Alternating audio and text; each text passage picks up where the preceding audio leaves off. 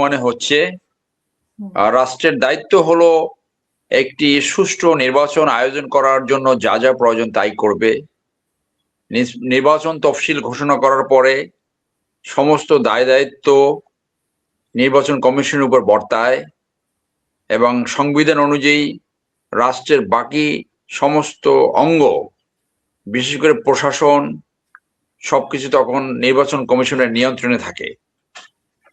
এই সময়টায় সরকার শুধু রুটিন কাজ করে এবং নির্বাচন পরিচালনার জন্য যা যা করণীয় সবকিছু নির্বাচন কমিশন পরিচালনা করে। গণতন্ত্র এবং নির্বাচনের জন্য যে প্রত্যাশা সেটা হলো রাষ্ট্র এমন নির্বাচনের ব্যবস্থা করবে যেখানে মানুষ তার ভয় ডর উপেক্ষা করে নির্বিঘ্নে তার প্রতিনিধি সে নির্বাচন করতে পারে।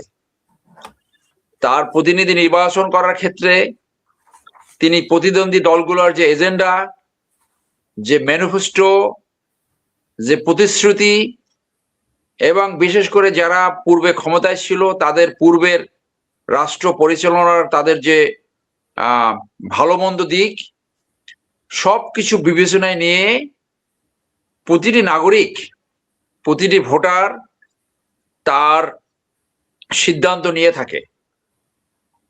সেইখানে তিনি যাতে নির্বিঘ্নে ভোটাধিকার প্রয়োগ করতে পারেন, রাষ্ট্র সমস্ত সেই ব্যবস্থা করবে ভয় ডর কোনো কিছু ভীতি ছাড়া। কিন্তু আমরা দেখলাম দুইটি দলই বলল যে জামাত বলল ফজরের নামাজ ওখানে যে আদায় করবে, আবার বিএনপি একবার বললো তাহাজ্জুদ নামাজের পরে, আর একবার বললো ফজরের সময় যাই ওখানে পাহারা দিতে হবে। তো এই পাহারা দেওয়ার কাজ তো রাষ্ট্রের, যারা নির্বাচন ব্যবস্থা করবে আইন শৃঙ্খলা বাহিনী এরা করবে। দলের কেন পাহারা দিতে হবে? তার মানে নির্বাচন ব্যবস্থাপনা নিয়ে এখনো রাজনৈতিক দলগুলোর যথেষ্ট সংশয় থাকে, যথেষ্ট সন্দেহ থাকে, অর্থাৎ এক ধরনের আস্থাহীনতায় ভোগে। এই ক্ষেত্রে সামনে যে চ্যালেঞ্জ রয়েছে যে পুলিশের 2009 থেকে 2025 পর্যন্ত পুলিশ নিয়োগ হয়েছে আওয়ামী লীগ কর্তৃক। মূলত তারা আওয়ামী লীগেরই লোক, ছাত্রলীগ, যুবলীগ, ক্যাডার ইত্যাদি। তাদের ভিতরে এই প্রবণতা কাজ করতে পারে যে নির্বাচনকে প্রশ্নবিদ্ধ করে, নির্বাচন ভণ্ডুল করে, হয়তো সব পারবে না, কোথাও কোথাও সামনে একটা ইস্যু সামনে আনা যে আগেও এরকম নির্বাচন হয়েছে, এখনো সঠিক নির্বাচন হতে পারছে না। সো এটা একটা বড় চ্যালেঞ্জ, অর্থাৎ আইন শৃঙ্খলা পরিস্থিতি একটা বড় চ্যালেঞ্জ।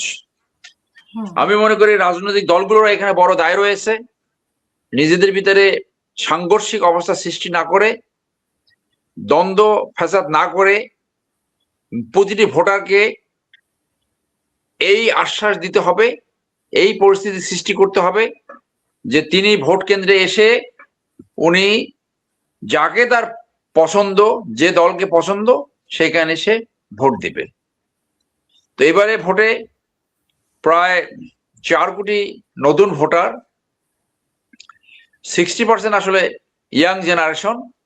তো এখানে এইবারে ভোটটা অত্যন্ত গুরুত্বপূর্ণ, বিকজ গত 15 বছর যেহেতু ভোট দিতে পারেনি এবং আমরা দেখেছি জনগণ সাধারণত ভুল করে না, তারা ভালো মন্দ বিচার করতে পারে, তারা বাস বিচার করতে পারে এবং ফাইনালি যদি ভোট রিগিং না হয়, মধ্যরাতের ভোট না হয়, আগে থেকে ব্যালটে সিল মাইরা সেইগুলো যদি প্রতিস্থাপন করতে না পারে, তাহলে মানুষের রায় সঠিক থাকে।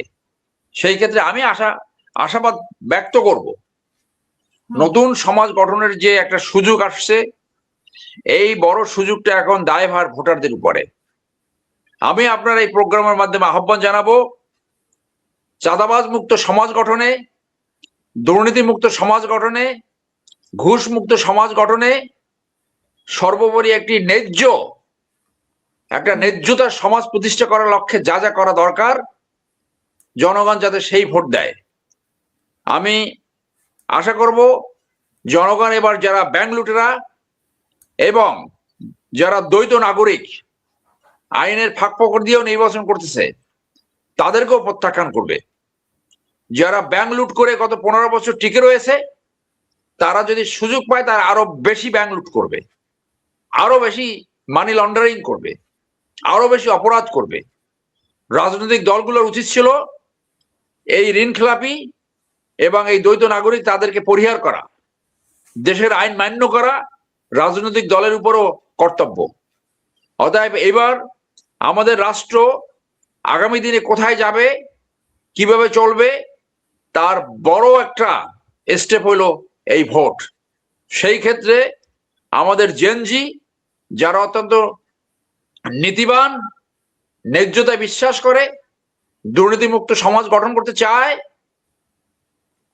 এবং সেখানে মাফিয়াতন্ত্র যাতে সৃষ্টি না হতে পারে, পারিবারিক ধনতন্ত্র যাতে সৃষ্টি না হতে পারে, ঘুষ বাণিজ্য যাতে বন্ধ হয়, এই সমস্ত জিনিস মাথায় রেখে তারা ভোটাধিকার প্রয়োগ করবে।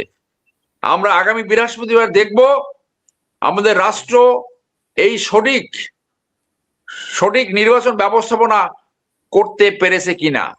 সংশয় অবশ্যই থাকবে, কারণ দুইটি দলই বলছে সব ফজরে নামাজে পড়ে যাবে, তো সেইখানে সাংঘর্ষিক অবস্থাও সৃষ্টি হতে পারে। ভোটাররা সকাল 7:30 থেকে 4:30 পর্যন্ত তারা ভোট দিবে, যার যখন খুশি, যে যখন সুযোগ পায় সে তখন ভোট কেন্দ্রে যায় তার ভোট দিয়ে আসবে। রাষ্ট্রীয় ব্যবস্থাপনার মাধ্যমে তাদেরকে রিসিভ করবে রাজনৈতিক দলের প্রতিনিধি, তারাও ওখানে থাকবে, সঠিকভাবে ভোট কেন্দ্রে ঢুকে গোপন কক্ষে যেয়ে সঠিকভাবে ভোট দিবে, সেটি আমরা আশাবাদ ব্যক্ত করব। ধন্যবাদ আপনাকে। অসংখ্য